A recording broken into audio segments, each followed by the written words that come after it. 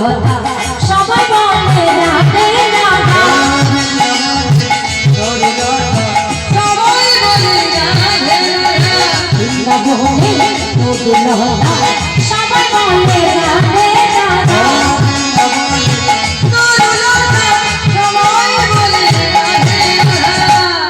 बोलो राधे राधे बोलो যদি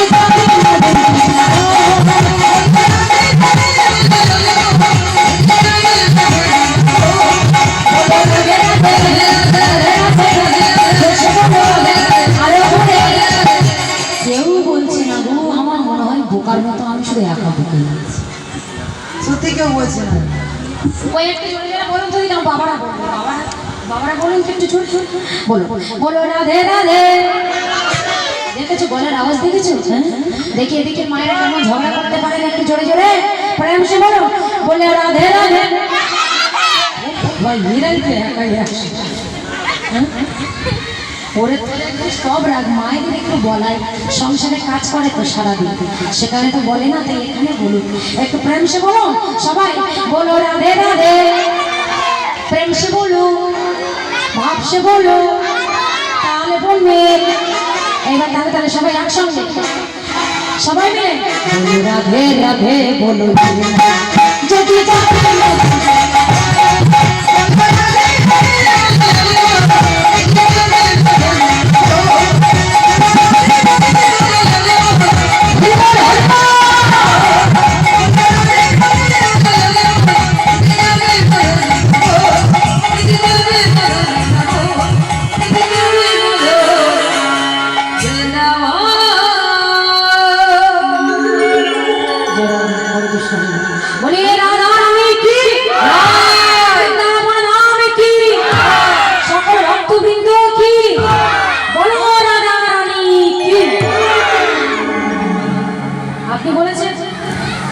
বললেন নাচের গান গাইতে বলে আপনি তো একবার বললেন না বলুন আপনার জন্য আরেকবার বলবে না হ্যাঁ নাচের গান হবে না বলে শুধু নাচের গান করবে কিন্তু আর নইলে কিন্তু নাচের গান হবে বলুন বলিয়ে রাধা রানী কি বলো রাধা রানী কি বৃন্দাবন ধাম কি কাকে বিহারি লাল কি বলো রাধা রানী কি জয় রাধে আমরা বৃন্দাবনে এসেছি তো যাই হোক আজকের আমরা এক ভক্তের কথা সাধন করব যে ভক্ত তিনি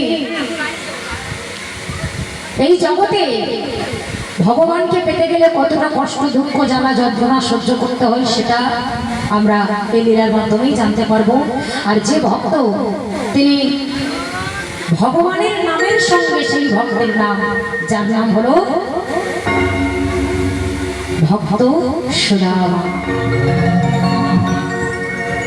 ভক্ত সুদামা তো চলুন আমরা সবাই মিলে সেই লীলাটি আস্বাদন করব কারণ সুদামা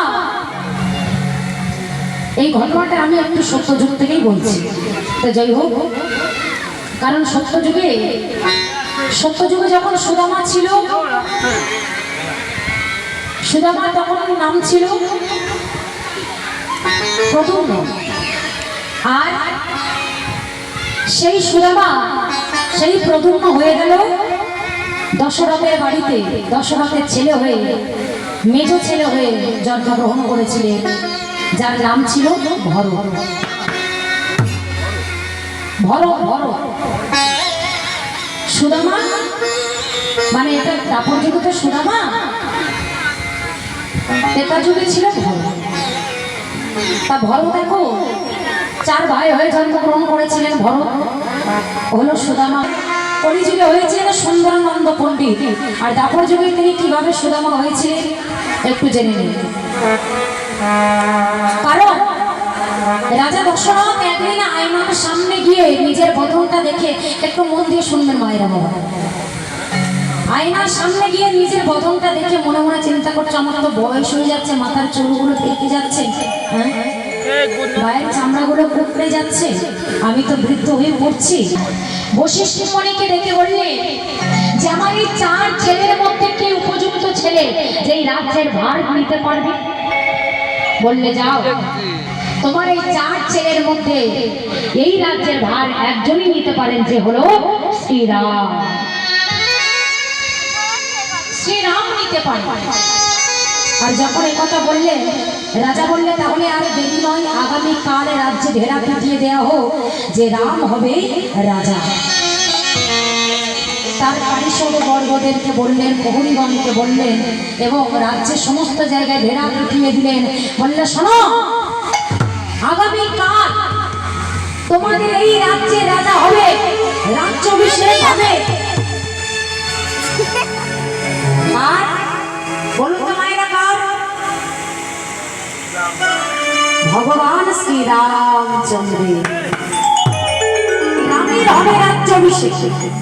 সমস্ত জায়গায় ঘেরা পিটিয়ে দিলেন, সবাই আনন্দ করছে, উড়ধ্বনি, শঙ্খধ্বনি, হরিধ্বনি করছে, হিরে মণি মুক্তা সোনা দানা সব কিছু দান করে দিচ্ছে। রাম হবে রাজা। ও মায়েরা, একটা প্রশ্ন করব, রাজা দশরথের কন্যা রানী ছিল তিনটে, বলতো তাদের নাম কি? কি নাম ছিল তিনজনা? কৌশল্যা, কৈকেয়ী আর শুনে না সুমিত্রা। কি বললাম? কৌশল্যা, কৈকেয়ী আর সুমিত্রা। মনে থাকবে তো? ঠিক আছে। এইবার তিন রানীর মধ্যে ভরতের মাকে ছিল কৈকেয়ী, মানে মেজ রানী। আচ্ছা, রামের মাকে ছিল কৌশল্যা। আমার এইবার বলুন তো, তিন রানীর মধ্যে সব থেকে বেশি রামকে কে ভালোবাসত? জানেন? জানলে বলবেন, আমি নইলে বলে দেব। বলুন, তিন রানীর মধ্যে সব থেকে রামকে বেশি কে ভালোবাসত? জেনে নিন, সব থেকে বেশি ভালোবাসতে তার মেজ মা কৈকেয়ী। কেন জানেন? রাম হবে রাজা জেনে হিরে মণি মুক্তা এই কৈকেয়ী এ ছিল রাজকন্যা। কে কয় রাজার কন্যা হলো কৈকেয়ী। আর কে কয় রাজা যেদিন তার মেয়েকে দশরথের সঙ্গে বিবাহ দেয় ধুমধাম করে, আর মেয়ের সঙ্গে একটা দাসীকে পাঠিয়েছিল, যে দাসীটার নাম হলো মন্থরা। এইবার রাম হবে রাজা, কৈকেয়ী তার নিজের ব্যক্তিগত যে গহনা, সোনা দানা গহনাগুলো ওই যে ঘর থেকে বের করে নিয়ে সবাইকে দান করে দিচ্ছে, এবং সবাইকে দান করছে। বলছে, ওরে, আগামীকাল আমার ছেলে, আমার বড় ছেলে রাম হবে রাজা, তোরা যা চাস আমি তোদের তাই দেব। এইবার রাম রাজা হবে বলে সবাইকে সব কিছু দান করছে, এবং তো সময় সেখানে এসে যায় ওই মন্থরা। মন্থরা তো এইবার রাগে প্রধান্বিত হয়ে, রাম হবে রাজা, এটা হতে পারে না, এটা কিছুতেই আমি করতে দিতে পারবো না। এই বলে কৈকেয়ী এখন আনন্দে নিজের গলায় একটা রত্নহার ছিল, সেই রত্নমালাটা নিয়ে ওই মন্থরার গলায় পরিয়ে দিয়ে বললেন, মন্থরা